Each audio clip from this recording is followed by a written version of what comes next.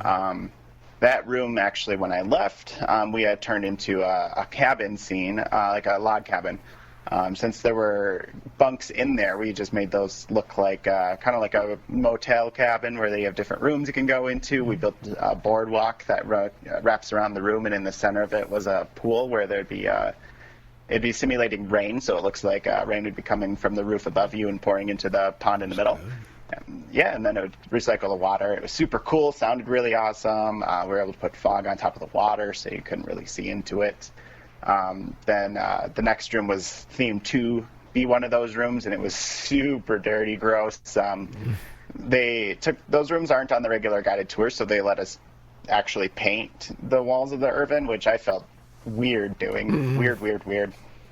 And that boat is super haunted, too, and that stirred up some activity in that part of the ship. It sure did. And that's a whole other can of worms, is the paranormal side of the Irvin. We were able to completely transform that into this nasty, dirty room, and there's like blood streaks, like someone was dragged by their feet across the room, and we're pretty intense about it. And so you were moving on to scenic design at this time. Mm-hmm. Yep. And then did special effects makeup come right after that? Yep. It was at 2008, about Jenna, who was running the makeup department. She just came up to me and she's like, "Hey, do you want to give this a shot? I need some makeup artists." I'm like, "Oh, well, why not?" And gave it a shot, and of course, you're never perfect, but when you start out, she was like, "Oh, good. No, you've got a really good foundation here. Let's look into this further." And she taught me from there how to work with liquid latex, make wounds, how to color them effectively, and try to cover up seams so it doesn't look super cheesy, and how to tastefully use fake blood instead of just trying to douse somebody with it, because you get desensitized to blood. It's not always that scary. Right. And she just taught me the great foundations that I needed to start to explore different alternatives with makeups, starting to going into gelatin work or silicone for building up prosthetics, using different adhesives and knowing the strengths and weaknesses of certain adhesives that can benefit you with applying prosthetics. Some will hold on to you better, so if you're moving your head around like this, it won't fly off your forehead, or if you have a bald cap, it won't come loose. And then I started to explore into airbrush, and airbrush is super fun. I liked it because it's super fast. Working in the haunt, you're painting 30 to 60 actors within 2.5 hours. I needed that, and it made it so easy, and you can be super detailed with it without having to be super meticulous with a brush. Which I definitely like using my brushes. There's a time and a place for both, but the airbrush definitely helped expand my knowledge on efficiency, and as well as keeping up with the quality. And then after airbrush, I switched to just strictly water-activated paints. Beforehand, we were using the classic grease paints that were provided by Ben Nye. If you ever heard of that brand, one of the bigger ones. When I switched to water-activated, I learned a technique for layering. Layering is super important with water-activated paints. So you can't just mix and match. It's going to run. It's going to smudge together. You got to be a little bit more careful with it. And so I was able to learn how to be patient also with the water-activated paint. That's one thing. I'd always love doing the work, but I would always get super impatient because I just want it to be done sometimes. But working with the water paints, I've learned just to calm down and appreciate the good things that come with taking your time, and that's kind of where I'm at today. With doing that show, now you had like 30 to 60 people that had to get made up. How many makeup artists were there to take care of all of these people? I generally hired 3 or 4 others that would come in and help. So I took on a big brunt of them. I was definitely the fastest with my experience. But I was definitely a mentor to the makeup artists that I hired. I had a pretty consistent crew for the time that I was there, which was great. So I was able to teach them everything that they know today, too. There's some that have then moving to Minneapolis, and I see some artists that I've worked with. They're working at other haunts. They're helping people out for different makeup shoots, for like photo shoots or zombie pub crawls that happen. I was always asked to help with that. And people would pay me some good money to do makeup for them around Halloween too. So as I was getting out of the area, I was seeing those artists. They were getting different requests to do their people's makeup around Halloween, so they would get some money on the side and get their name out there. So I'm glad to see them starting to spread their wings too. Yeah, that's always good. Curious, who was William A. Irvin? William A. Irvin, I used to give tours on that boat, so William Adolph Irvin was a president of U.S. Steel at the time of the launching of the William A. Irvin, that was launched in 1937 out of Lorain, Ohio. And the Irvin itself was a flagship, so it was representing U.S. Steel as a whole and trying to show the glitz and glamour of what they can do. So on the forward part of the Irvin, there's something totally different compared to what's on modern ships, and they actually had guest quarters built in. And that was for people that were strictly invited by the captain. These would be politicians, investors in U.S. Steel, CEOs, even friends, family, if they really wanted to from time to time. So that boat had the budget is like almost a third of the budget went to the front of the ship just for the guest cabins, and the entire boat was about like 1.6 million, I think, to build. So the cabins up there are like walnut woodwork.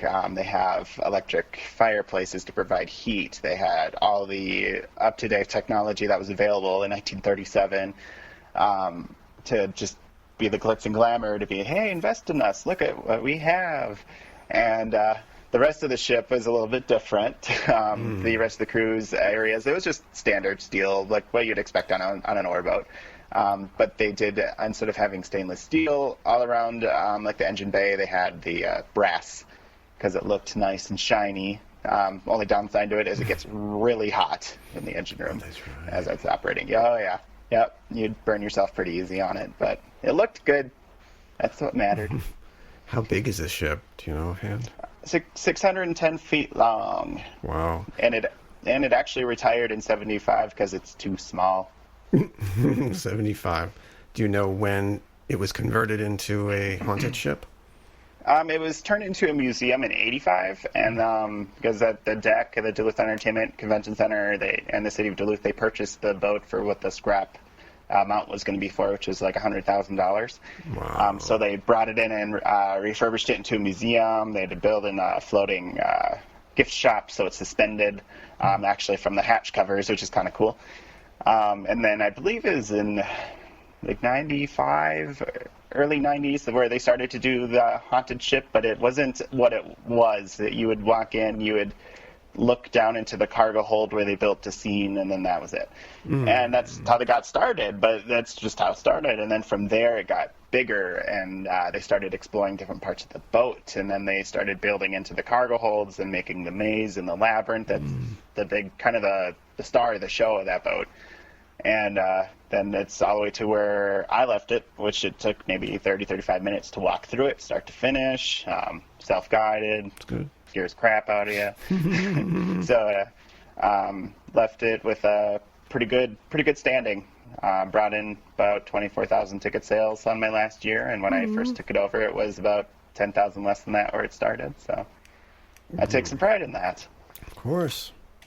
That makes me wonder. So you took it over in 2012, and was it just you? It was myself, and then I had a team as well. So it was a kind of a trio of us for 2012.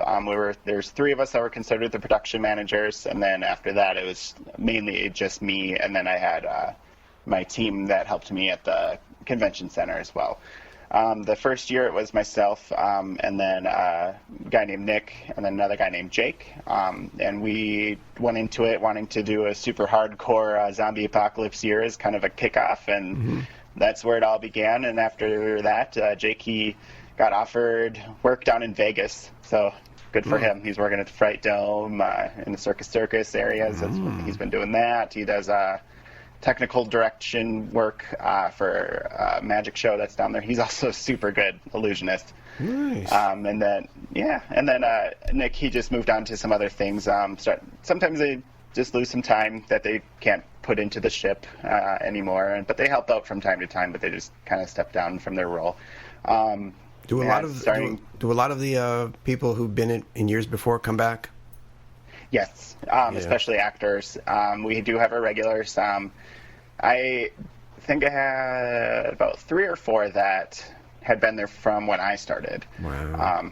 And they just never really wanted to move up. They wanted to always help with like build, and they always would, but they never really wanted like a leadership role or anything like that. So they just really just loved to go to the boat. It's a creative outlet, and it was definitely kind of a safe place for people just to be who they are and not be judged or anything like that. We were such an open family. We just took in everybody and helped them feel good about themselves while they're there, and just be like, nope, you're weird, so are we. Cool, here we go.